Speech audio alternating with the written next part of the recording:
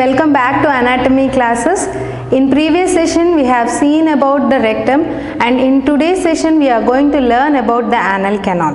It is the terminal part of gastrointestinal tract or alimentary tract, and where it continues from the rectum, and it is an organ present within the lesser pelvis. It is a perineal organ, and in the rectum continues as the anal canal at a junction called as anorectal junction. So if you see the rectum, it takes a turn forming an ampulla. Just below the turn it gets constricted, it gets narrowed down and continues to form the anal canal. So this turn is called as perineal flexure of rectum. So the perineal flexure of rectum or the initiation of the anal canal, it is present from the tip of the coccyx 2 to 3 centimeters in front of the tip of the coccyx. It is present 2 to 3 centimeters in front of the tip of the coccyx and slightly below the coccyx, where it is continuous as the anal canal. So the length of the anal canal is 3.8 centimeters or 38 mm in length, and in relations, this is a male sagittal section and here is the female sagittal section. And in females, it is related anteriorly to the perineal body, and which is formed by the intersection of 10 muscles and which supports the perineum. So it is also called as gynecological perineum, and it is also related to the posterior wall of the vagina, the lowermost posterior wall of the vagina. And let's see the relations in males. In males, anteriorly it is related to the perineal body again, and it is also related to the spongy part of urethra and bulbospongiosus muscle. So these are the anterior relations. Posterior relations are same in both in males and females. Posteriorly it is related to the lower tip of the coccyx and below the coccyx, where the coccyx is connected to the anal canal by means of a ligament or a raphe which is called as anococcygeal raphe. So posteriorly it is related to anococcygeal raphe, and the fats are below the anococcygeal raphe till the skin. So these are the posterior relations.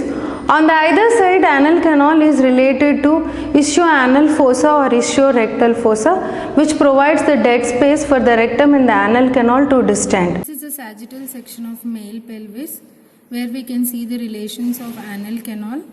The rectum continues as the anal canal at anorectal junction. The anorectal junction lies 2 to 3 centimeters below the coccyx. This is the tip of the coccyx. So 2 to 3 centimeters anterior and below the coccyx is the beginning of the anal canal, where the rectum takes a turn called as perineal flexure, further continues as anal canal. Anteriorly, anal canal is related to a muscular body called as perineal body, which is present in both males and females. Interior of the anal canal, the length is 3.8 centimeters, and interiorly we can divide into 3 parts. The proximal most part is 1.5 centimeters or 15 mm in length, and the middle part is also 15 mm or 1.5 centimeters, and the lowermost part is 8 mm in length.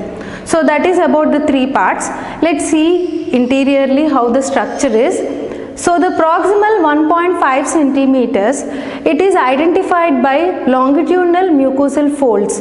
These longitudinal mucosal folds are called as anal columns, and there are around 6 to 10 such longitudinal mucosal folds, and these anal columns are more prominent in children than in adults. And if we trace down these longitudinal mucosal folds, they end up with the transverse mucosal folds.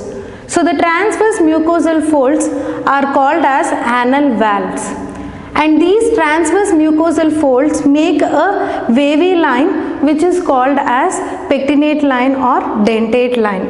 So if we see each anal valves, they are the transverse mucosal foldings which forms the reduplication of mucosa, and this each valve above to which there is a depression or a shallowness which is called as anal sinus, and anal glands, the ducts of the anal glands open up in the anal sinus. And sometimes along the anal valves there may be small mucosal prolongations which are called as anal papillae. They are like small mucosal prolongations, may be present in few individuals, called as anal papillae. These anal papillae are the remnant of anal membrane. So that is about the proximal part, and proximal part internally it is lined by a simple columnar epithelium which is similar to that of rectum in structure.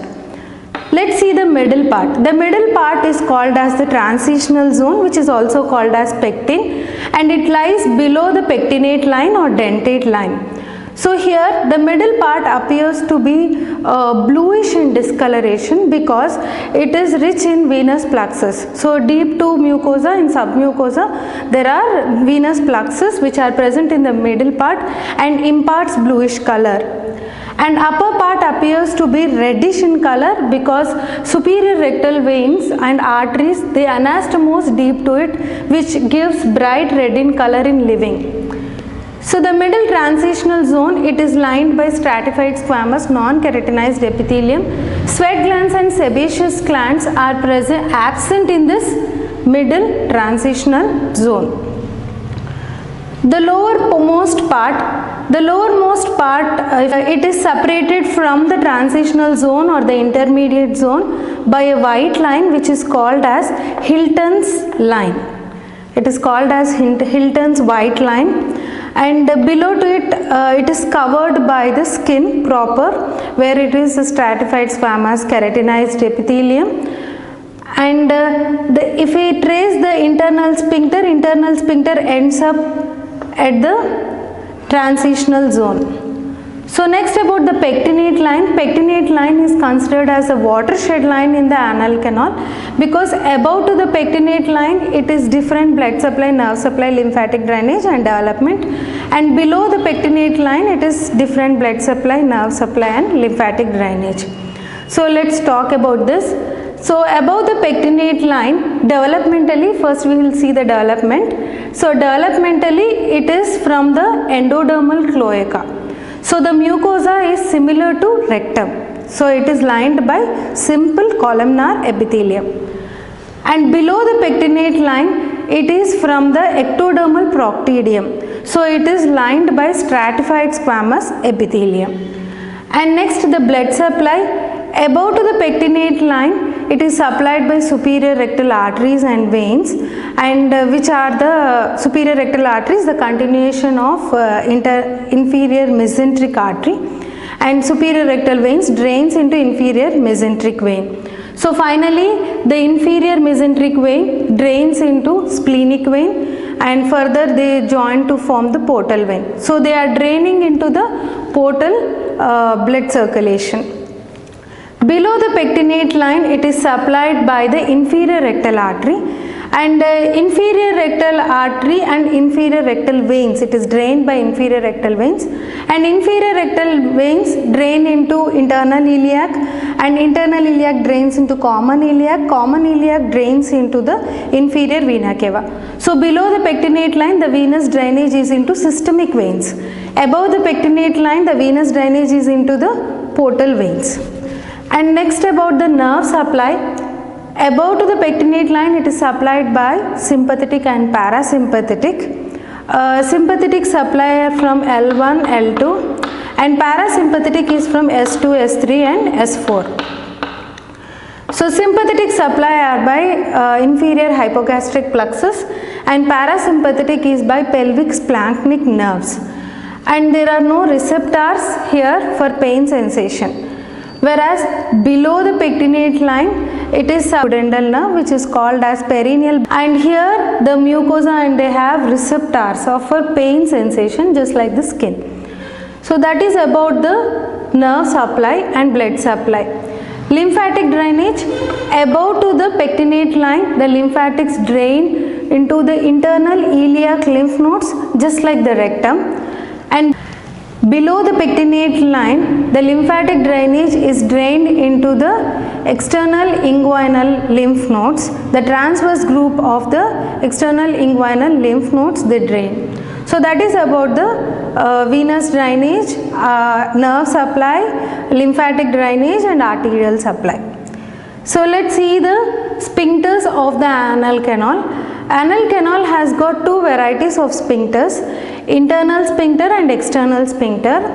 And internal sphincter is involuntary, which is not under our control, whereas the external sphincter is made up of skeletal muscles, which is under our control, so it is voluntary. So if we see the internal sphincter, it is the continuation from the rectal wall. The circular coat muscles continues down from the rectal wall. This is the circular muscle, here is the longitudinal muscle coat, and when they reach near the Hilton's line, they terminate there and forming a fibrous septa. They divide to form fibrous septa which go along with the skin. Whereas the external sphincter begins just above to the pectinate line, that is below the puborectalis muscle, which is a part of levator ani, and external sphincter ends up here forming an elevation on the either side of the anal opening. And external sphincter is supplied by the pudendal nerves, and internal sphincter is supplied by sympathetic and parasympathetic nerves. So that is, external sphincter is divided into three parts, which is present all through the length of the anal canal, around the anal canal, and it is divided into the deep part, superficial part and subcutaneous part. The subcutaneous part is just below the skin, and it goes posteriorly and merges with the wall of the anal canal. Whereas the middle part, the fibers gets origin from the anococcygeal raphe, and anteriorly they end up with the perineal body. And the deep part is like a sling which doesn't attach to the anal canal, it just surrounds the anal canal, and anteriorly it attaches from the perineal body, then it surrounds like a sling around the anal canal and goes back to the perineal body. So these are the three parts of external sphincter around the anal canal. Important clinical anatomy is about this pectinate line. So above to the pectinate line, superior rectal arteries and veins anastomose in the submucosa, and below to the pectinate line, inferior rectal vessels will anastomose. So superior rectal vessels, because they drain into portal circulation, if there is any portal obstruction above to the pectinate line, the veins starts getting distended. So they shows varicosity causing internal hemorrhoids. And below to the pectinate line, if there is any varicosity of the veins, it is called as external hemorrhoids. External hemorrhoids doesn't need any surgical intervention usually, and they are more painful because they are present below the pectinate line, and above to the pectinate line, internal hemorrhoids needs surgical intervention, and the bleeding will be usually the bright red in color through the anal canal, but they doesn't cause pain to the individual. We shall see the interior of an anal canal with a specimen. Interior of the anal canal. The length of the anal canal is approximately 3.8 centimeters. Initial 1.5 centimeters will form the first part, and the second part forms the 1.5 centimeters, and lowermost cutaneous part forms the rest of 0.8 mm. So the first part, 1.5 centimeters or 15 mm length, consists of longitudinal mucosal foldings which are called as anal columns. These longitudinal mucosal foldings are also called as columns of Morgagni, and they end up forming a transverse mucosal foldings. They end up by joining with the transverse mucosal foldings, and these transverse mucosal foldings are called as anal valves. Above each anal valve there is a depression which is called as anal sinus, which are rich with anal glands. And the lower end here, the line is called as the pectinate line, which appears to be like a comb. And the middle part, middle 1.5 centimeters, the middle is the transitional zone. Upper 1.5 centimeters gets origin from the endoderm, and middle 1.5 centimeters is the transitional zone, which is bluish in pigmented. It is also called pectin, and this bluish pigmentation is because of it is rich in venous plexus. The lowermost part of the anal canal is called the cutaneous part. It is of 8 mm and it is separated from the transitional zone by a white line which is called as Hilton's line, which separates the cutaneous part from the transitional zone. And here the cutaneous part is devoid of sebaceous glands. So these are the three parts of interior of anal canal. And let's see the most important applied aspect of anal canal. Here is the case associated with the anal canal. The case is regarding a 38 years old male presented to the clinician with anal protrusions, which started 3 days earlier due to constipation and heart stools. Later, it is also associated with the bleeding, and the pain was severe and with severe perianal discomfort. On examination, abdomen was normal, and per rectal examination was difficult to do due to the pain, but there was no masses felt in the rectum, in the rectal region. So what is the diagnosis?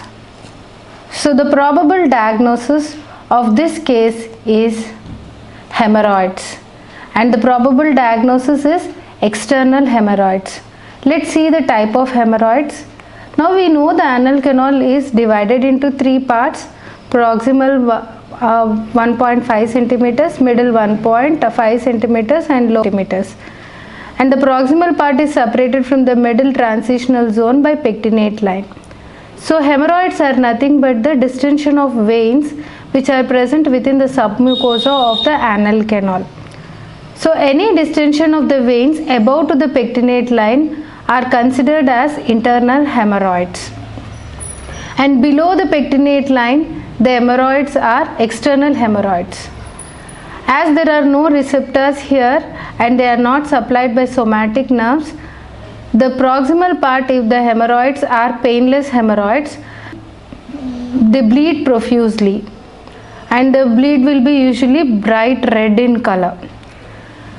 And whereas the external hemorrhoids are very painful because they are here the area is supplied by the somatic nerves, so that is the reason external hemorrhoids are very painful hemorrhoids.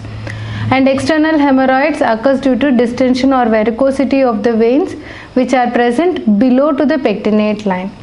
So the case here was associated with external hemorrhoids because he had severe discomfort and pain, and it was acute. And internal, coming to this internal hemorrhoids which are present above to the pectinate line, they are again of 2 types: primary internal hemorrhoids and secondary internal hemorrhoids. Primary internal hemorrhoids, if they are present in 3 o'clock, 7 o'clock and 11 o'clock position of the anal wall when viewed in lithotomy position, and they are formed by the enlargement of the 3 main radicals of superior rectal vein which lie in the anal columns,